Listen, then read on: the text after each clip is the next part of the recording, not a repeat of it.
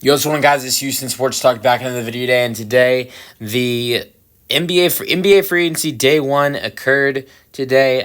It was an interesting day. A lot of moves happened. A couple trades happened, or one trade happened. One big trade happened, and a bunch of signings happened today in day one of free agency. I mean, nothing huge because it wasn't a huge free agency class in the first place, and then you got the fact that a bunch of guys re-signed before free agency starts because now it's the second year in a row now, where there's a rule where teams are allowed, before the start of free agency, are allowed to re-sign their own players that are free agents. But today was the day where players could actually go to different teams. And so let's get into it. All right, the first thing that happened today, we're going over everything that happened today in day one. Jaren Jackson Jr. and the Grizzlies agree to a 5-year, $240 million deal. I love this for the Grizzlies. Bringing back Jaren Jackson Jr., getting him locked up. He wasn't a free agent, but getting him locked up is great. Great defensive player, good three-point shooter. Just averaged 22 points per game this season.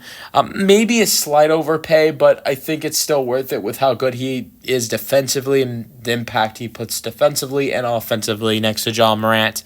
The Grizzlies not only had the first move, but then it was the second move as well. Santi Aldama re-signed with the Grizzlies on a 3-year, $52 million deal. I think this signing is big in my opinion. I really do. For them bringing in Aldama, you lost Desmond Bane, you lost Luke Kennard. You cannot lose another good three-point shooter. Aldama averaged 14 points per game last season. Did a great job with three-point shooting. You cannot lose another good three-point shooter. I like that addition for them. Paul Reed re-signs with the Pistons on a 2-year, $11 million deal. I'm slightly confused with this signing. It makes me think Isaiah Stewart could be on the move through trade or release or something. I doubt they. I think either there's one or two things that I think are going to happen potentially with Isaiah Stewart. Either he's getting traded or he's moving the 4. Because just in my opinion, you don't pay $5.5 million for a backup center who averaged a third string center who averaged 4 and 3 last year.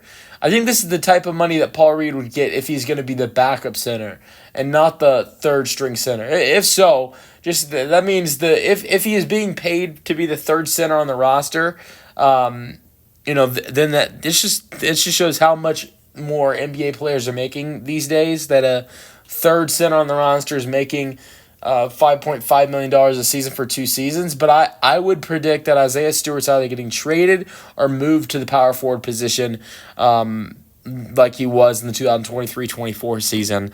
But Detroit bringing back Reed for another 2 seasons. Then Cam Spencer signed a 2-year deal on $4.5 million.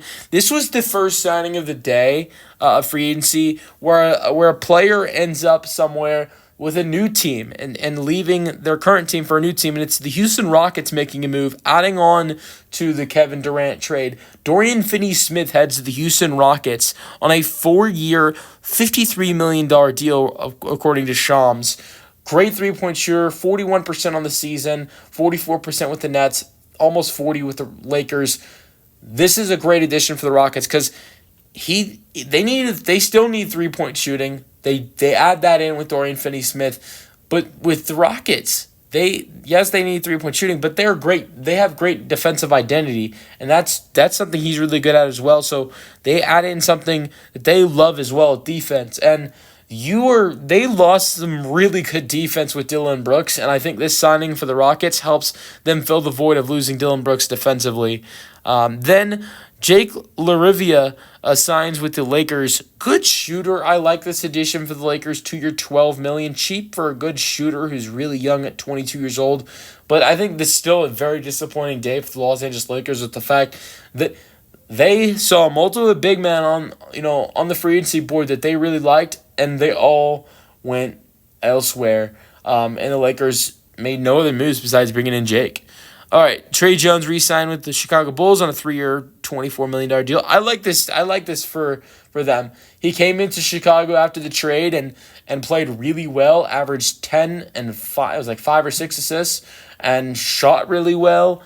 I think he played great basketball in Chicago, and so looking like they might trade Kobe White. He could have more of a role next season. I like this addition for them, for him to be the backup point guard next to Josh Giddey. Then D'Angelo Russell heads the Dallas Mavericks. I love this deal for the Mavs. Getting a former All-Star when you have a huge need at point guard for $6.5 million a year is great. You add on to the fact that he has played with Max Christie and Anthony Davis and has chemistry with multiple Mavs is great as well. Russell is coming off one of his worst seasons of his career, but we know he has a reputation of being a good shooter, and this is a guy who can play an impact even after Kyrie's return. If you want, he can even play on the floor next to Kyrie at the two, but he is a great player to add in for this Dallas Mavericks team to make them a better team. I love this for them. Now, Michael Porter Jr. was traded to the Brooklyn Nets, and the Nuggets get Cam Johnson in 2032 first-round pick goes to the Nets. I love this trade for the Nuggets and the Nets, really. I think for the Nuggets, I love this trade because they get a player that is similar to Michael Porter Jr. in some ways better, and a lot cheaper. And for the Nuggets, I think the way this impacts in free agency is the fact that this helps them spend more money, and it takes them to the first apron. So that is great for the Denver Nuggets. And I also like it for the Nets because, just like Cam Johnson, Porter Jr. is a guy who can shoot the ball. Great shooter. But I think he can take over more of a scorer. And that's maybe something the Nets need. The thing that I am questioning a little bit is if the Nets end up re-signing Cam Thomas, how will Cam Thomas and Michael Porter Jr. work with each other? That is something I'm very interested to see with the Nets next season. Ty Jerome goes to the Grizzlies on a 3-year, $28 million deal. I love this deal for the Grizzlies to pick up Ty Jerome, who shot almost 44% from three last season, 13 points per game, was a Sixth Man of the Year candidate, and the Grizzlies pick him up for not even $10 million a season. That is unbelievable for this Grizzlies team. I really love the addition. Milwaukee Bucks re-signed Kevin Porter Jr. on a 2-year, $11 million deal. Look, my opinion, Kevin Porter Jr. played terrible in Los Angeles, but he gets traded to Milwaukee, and it all changes. He averaged 11 points per game, shoots 41% from three. He was shooting 24% from three with the Clippers before that. Then the playoffs come. The numbers get even better.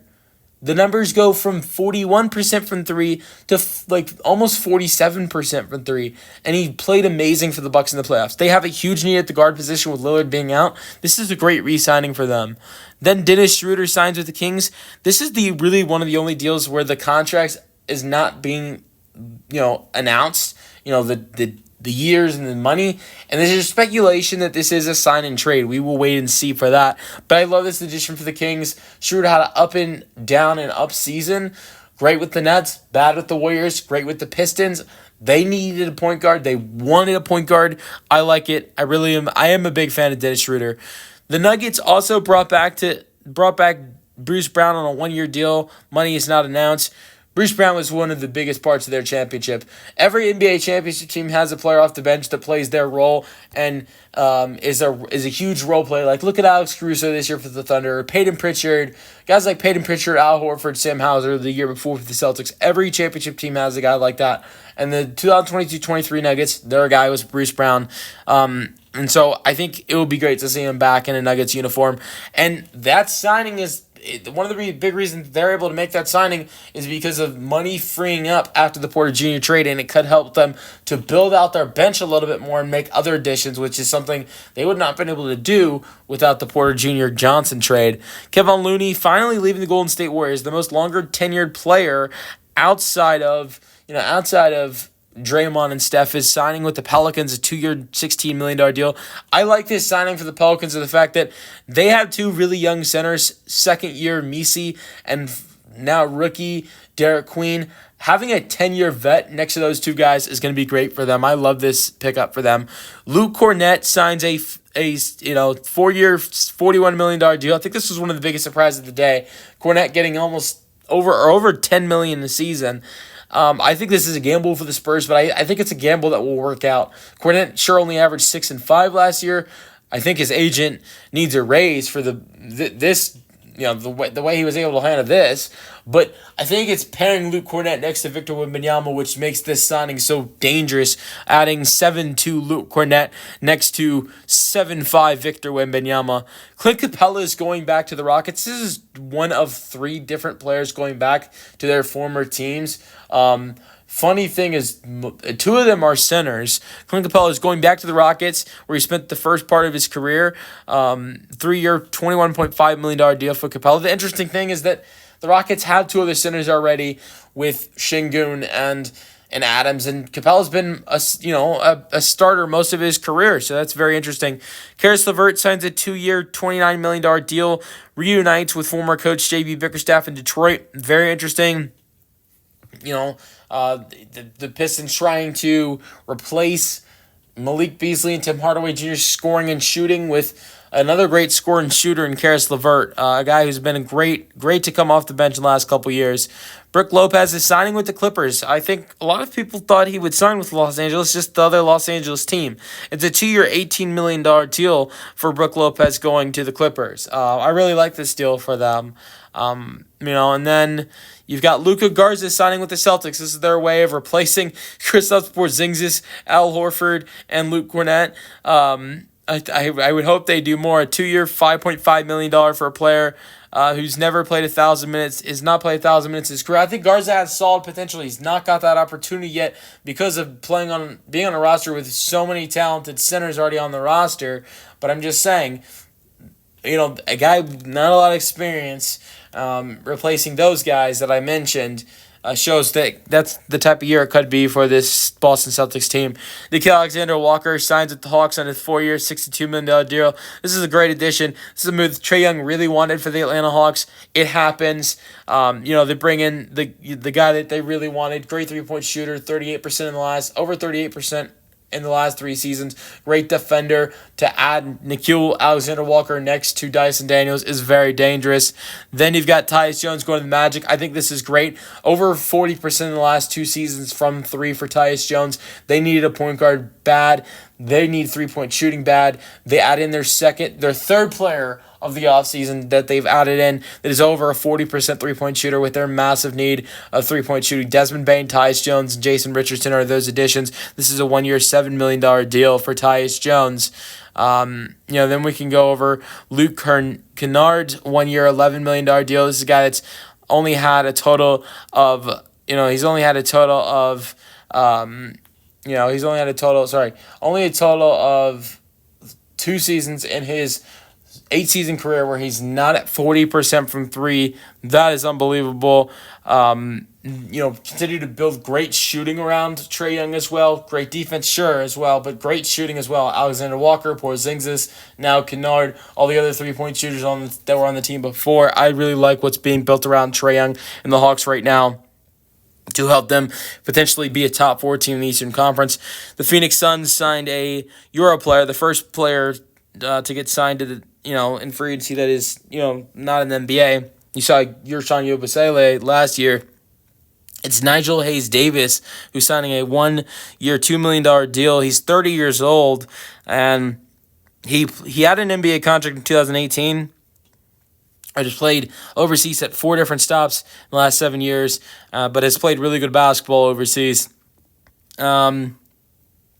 And this was the 3rd player that was returning to a former team. Mason Plumlee is returning to the Charlotte Hornets on a 1-year, $3.6 million deal. Had a solid season with the Suns last year.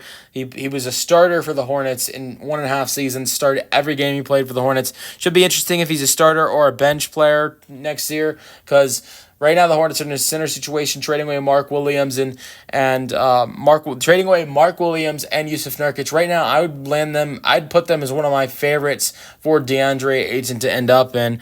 Milwaukee Bucks re-sign Taurean Prince, a 2-year, $7.1 million contract. One of the best 3-point shooters in the NBA last year at almost 44% from 3. I love that addition for them.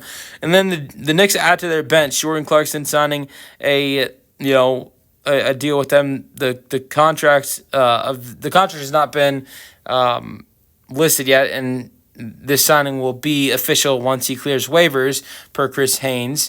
But I think that This is a great signing for the Knicks to improve their bench, which is very important for them. It was one of their weaknesses of last season, even though they were such a good team and made it to the Eastern Conference Finals. That was one of their weaknesses.